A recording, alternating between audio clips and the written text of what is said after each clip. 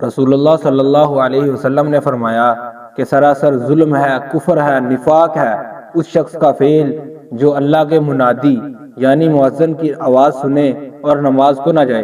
اگر آپ نماز نہیں پڑھتے تو خود کو مسلمان کہنا چھوڑ دو۔ رسول اللہ صلی اللہ علیہ وسلم نے فرمایا کہ کفر اور اسلام میں فرق کرنے والی چیز نماز ہے۔ نماز حضور صلی اللہ علیہ وسلم کی آنکھوں کی ٹھنڈک ہے۔ نماز شیطان کا منہ کالا کرتی ہے۔ نماز افضل جہاد ہے۔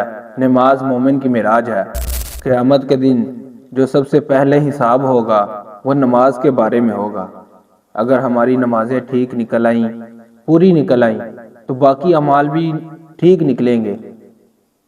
اگر یہیں پہلے سوال پہ ہی ہماری نمازیں خراب نکل آئیں، نمازیں پوری نہ نکلی تو باقی اعمال بھی ہمارے خراب ہی نکلیں گے۔